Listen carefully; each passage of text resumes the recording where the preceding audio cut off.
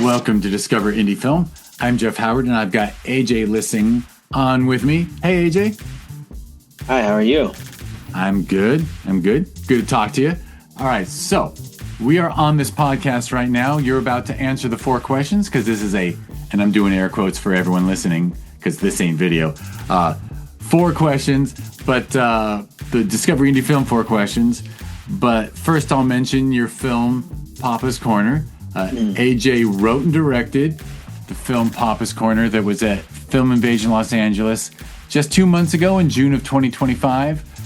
Took home a grand jury award and just an excellent film all around, wonderfully made. Congratulations again on great work. If people want to learn all about that film and all about you, listen to the podcast before this one where I did my best to do a good interview with you.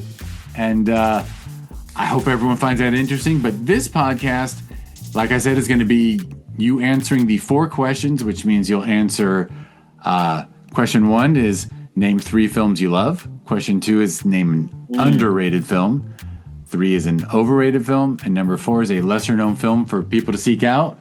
And I happen to have learned that, it's funny. In your interview, I didn't even focus on the fact that, I love a story like yours where watching films together was a family thing. Yeah. As a kid. The DVD library, going to the video store, and, I make a point with our kid. She always gets to choose what we watch as a family. Mm-hmm. And I always want to just empower her with, we trust your taste, Yeah, yeah. And it's beautiful that when film becomes part of a family's fabric, I think that's a great thing. Yeah, yeah, for sure. So you want to hit me with 3 of your favorite films? Man, that's a tough one. I definitely would think right away City of God is I watched it when I was younger, then I rewatched it again at the New Beverly Cinema last year. And that's just a journey to me. It's just a thrill and a coming of age story that hasn't been told. I don't think it ever be replicated or matched. That has moved me in ways that I didn't know it could move me until I rewatched it again. So City of God's up there for me. Another favorite, I think more recently, has been Parasite. Parasite's up there, a classism drama, and the way it was done, cinematically, the way it was written, the way it was executed, and when it was dark, when it was funny. You had to feel all those motions and moods. Man, I'll just name a couple more. Probably Florida Project. It's a Mike Mills coming of age film where you feel like a kid again. And I like to say Baby Driver. This is kind of like a fun one. It's a recent one that people would say is in their top. That's why the question isn't name the 3 what you consider the best 3 ever made. I did 4. I just did 4. But it's just name films you love, right? Because yeah. It's up there for me just because Baby Driver is a great movie. Yeah, and also it was a fun heist, all around film, but. I think films matter in time and place in your life. That's just me. That's my perspective. When you watch something you resonate with that moves you at a certain period of your life, it kind of just sticks with you a little differently. It hits home differently. So I think my perspective on what's your favorite film is truly based on what you're going through personally, other factors that you're going through in your life, and when you watch the film and how you digest it is very important. And Baby Driver was one of those films where it happened. It got released around the time when I moved to LA, and I made the decision I want to do this, and it was that first one where that really excited me, and it was just fun to watch, and it kind of helped me escape the whole it doesn't have to always be serious. It can also be fun, and it can be action packed, but can also serve a lot of ways. And it moved me in a cool way. So yeah, I'll go there. And then what were the other questions? So the next one, I want to add, okay. You got, City of God and Parasite and Florida Project, great film, all great films. So, and I always have to mention how I have so much respect for Parasite, because I'm not sure there's a, it's not a good versus evil film, it's all shades of humanity, all no. right? It's not like rich bad, poor good. Right. It's not poor bad, rich good. It's like everybody's got good and bad, and like I don't Hmm. think this is judgmental of our society, but I don't think an American film would ever be made like that. No. I think Yeah. someone in Hollywood would say, no, someone has to be the good guy, and someone's got to be we got to need a protagonist and an antagonist. And Right. the good guy can't do something bad, and these bad people can't be good on the side. No, Right. get rid of these shades of gray. And it's like, I mean, Right. that's the genius of Parasite for me. Yeah. No, I resonate with that a lot. It's like there's these humans who get mad and frustrated for their own reasons, and like you get to like get a sense of how they what you said. The good and the bad. There's always like an evil side to everybody, and it can get unlocked as a human because of what gets presented in front of them, and you get to see that in that film. And this is a classism war there, and like the way it was being tackled in the battles that were happening in that film was just a phenomenon. And it was more recent too. I think it's 2019, 2018, around then. Yeah, So again, it's like time and place in my life where I was taking films to like also absorb and learn. So like just being excited to take that film as an Asian American was a different experience. Um, absolutely. Yeah, so powerful. yeah, All right, so cool. So the next question is, and if you want, I'll ramble for a bit after asking, give you a chance to think. But yeah, it's a film you feel is underrated. underrated. Um, yeah, I'm gonna say. Oh, I mean, I'll mention two just because it kind of came in my head. Portrait of a Lady on Fire and Come On, Come On. Portrait of a Lady on Fire, I say that because it kind of relates to the film. It was a big inspiration piece for our cinematographer. And I remember watching that film before we shot Papa's Corner. Like the color palettes and the tone. I feel like it's a lot more popular actually. Portrait of a Lady on Fire is a lot more like well known. I like Come On, Come On with Joaquin Phoenix a lot. Um, Shot in black and white, and I feel like a lot of people don't know about it. I mentioned it to a Ah, lot of friends, and it's about count this me in that guy. group. I don't know about it. Yeah, I don't know. yeah. I don't know about a Keanu Reeves film. No, it's a Joaquin Phoenix. Oh, you said Joaquin. Sorry, I thought you Yeah, said he's a lead. Keanu. Yeah, yeah. He's Wow. All right, I got to add that to my viewing list. yeah. And Portrait of a Lady. All right, excellent, excellent. Well, I can't comment. Sorry, Yeah. haven't seen it, but Yeah, watch it and then you can email me when you talk about it. excellent, Um, excellent. And all right, so now the next question is a film you feel is overrated. overrated. Oh man. I feel like I'm gonna get you know what? I probably have to watch it again, but I wasn't really moved with Die Hard. I feel like it was a little. It was pretty. I don't know. I'm not huge on Bruce Willis. Maybe that's a personal thing. I don't know. Maybe I have to just like give him more grace. But maybe it was just like when I'd watch it, it didn't really like. I think I came in with a lot of expectations, and I watched it when I was really young, and it didn't excite me as I thought it was gonna be. So I'll say Die Hard. I'm with you, actually. Really? I mean, we loved it at the time, right? When it came Yeah. out, it was really refreshing Sure. because all we had was Schwarzenegger and Stallone movies in Mhm. that genre. But I have a feeling watching it again, it may not hold up the same way. Yeah. I mean, unpopular opinion. I feel like a lot of people. There's a lot of good in it, and I feel like a lot of people could challenge that. But for the purpose of this question, I think that's my answer. Absolutely. Excellent. I love it. And then the last question is a lesser known film that people should seek out. Oh, lesser known film people should seek out.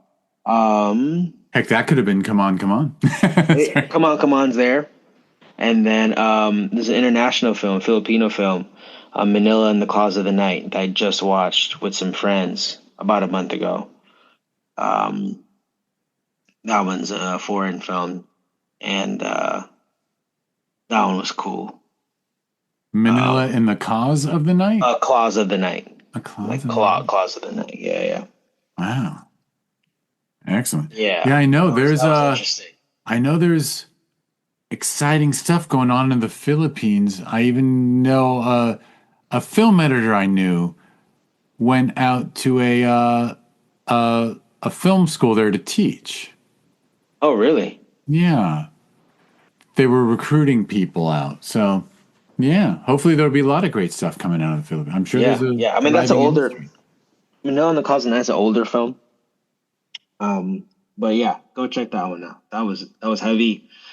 But also it was like uh, it was the tone was very like it held a lot of weight and it was very aggressive and um, you get to feel a lot of emotion, especially being Filipino. You get to kind of get an understanding of like Metro Manila and its culture and like what goes on behind closed doors and the subcultures within the scenes, especially back in the day. I think it was in the 80s or 70s. But I just watched it recently, and yeah, that moved me in a way that I didn't expect. I went into it not knowing anything about it. And the director, he's Lena Braca, I believe is how I pronounce it. He's an activist, and when you go in it with that approach, you can kind of see like his perspective on how he went about his thoughts on how the Philippines was being dictated and how this being ran. So there's a lot of very forward messaging on how he went about like his stance on humanity and how they were being treated in the Philippines. So I think that there's a lot to learn from there too. A lot, yeah, yeah, I know. And back then, still had a dictator. Yeah, Yeah, crazy, crazy times. All right, well, excellent, man. You gave me some homework too. I got some yeah. homework. I got some, Go ahead and got watch some them. movies. Got some movies I got to watch. Yeah, go ahead and watch them. All right. Well, here, let me do a quick wrap up. Well, first of all, Okay. thank you, AJ, and everyone who wants to check out AJ's work should check out the clickable links in the show notes. Wherever you're listening to this, just look at the show notes and you'll be able to follow the Instagram for AJ's film Papa's Corner and see when you can catch it. And right, you said in September it'll be at Catalina Film Festival, September it will be in Catalina Film Festival. and they've got, unlike us, we did away with our virtual side. We're like, okay, COVID's far enough behind us. Let's stop. But I love that they're doing the virtual thing so that people Yeah, that can't make it out to the island can can catch watch it. some of the films. That's very cool. So hopefully people watch Papa's Corner that way. I hope so too.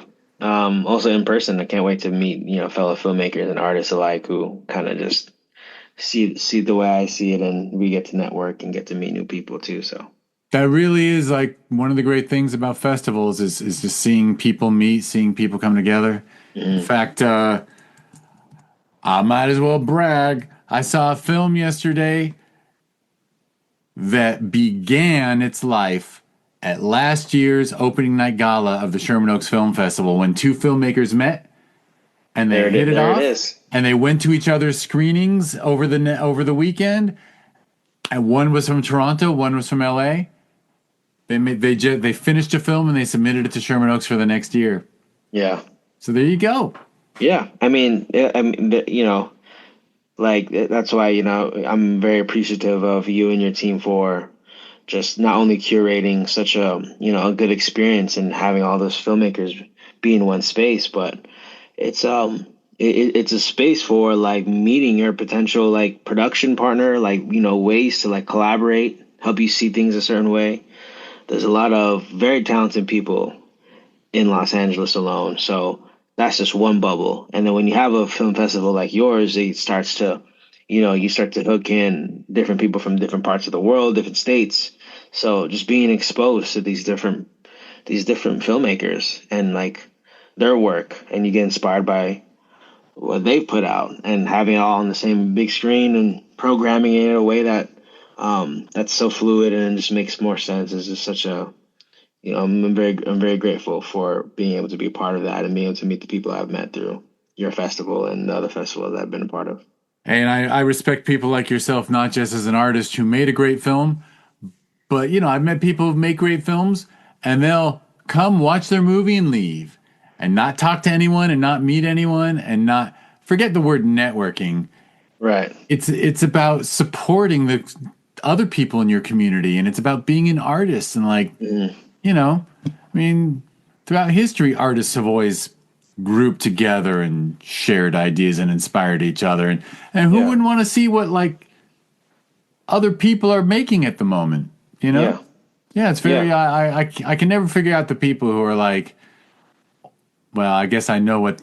I guess the word is narcissist, but they're only interested in their own work. Like, it Yeah. always No, I surprises me. mean, yeah, I think there's so much to learn from other films, and being able to just watch like our block alone, you just get moved by the different stories there. So it's like I'm always quick to find out who made what and who wrote what, who colored this, who edited this, and then sometimes, there's a chance, like what you said, at birth, like a collaboration. There's chances where like right now, that like I felt like a animator that I met at another film festival, similarly the same thing. He had caught my film and was like, "I'd love to get a cup of coffee." And because of that, it's like there's now like this talks of potentially discovering, some shorts where like converting some ideas to like animation where I never really thought existed or would be presented in front of me at this point in my career.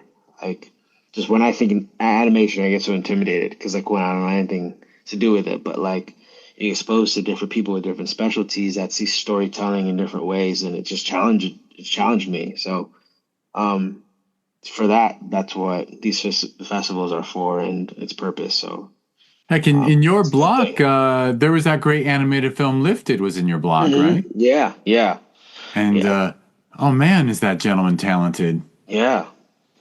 And like he went about his process and how long, it took him. So it's like, Yeah, didn't he spend like 3 or 4 years by yeah, himself making it in his spare time, like just making this beautiful animated film? Yeah, I know. I love those yeah, blocks. I love yeah. eclectic blocks where you start with comedy, have something cool and visual, animated, Hmm. sci-fi, and then close with Papa's Corner. Yeah, I'm always proud. I gotta admit, I'm bragging.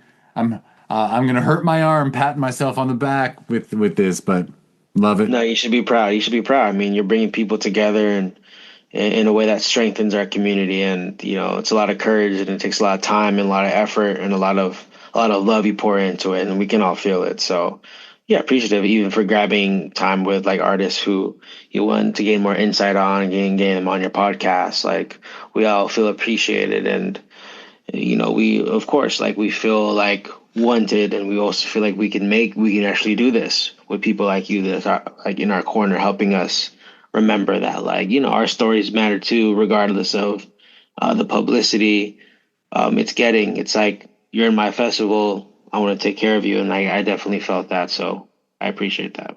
Yeah, I appreciate. I thank you for the compliment. And I mean, it's not just me, right? It's a whole team. Like, Hmm. I'm so proud of the people involved in our festival because, like, when you come to our fest, I mean, I've been to a festival where even like it's clear that no one has seen the films, and like you come to ours and like the woman who's interviewing you on our red carpet knows your film because she's watched them all. I Hmm. like we just you know film is important. It's the Powerful. storytelling of our day. Yeah. It's just, and human beings are storytellers. We got Yeah. storytelling brains, so Yeah. I'm a big believer in it. All right, AJ. Well, look at you got me talking. Normally, I'm pretty good at after I name Film Invasion Lima. Normally, I'm good at cutting it off, and here we went like an extra.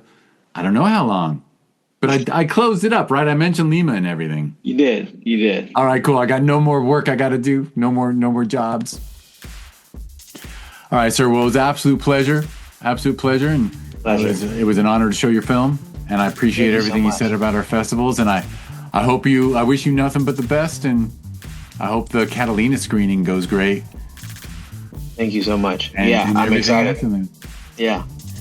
You as well. I mean, definitely on the next one, you already know which festival I'm going to enter. So, Well, and I'll I believe you know this. Maybe you don't because our emails are probably too long for everyone to get all the info out of them.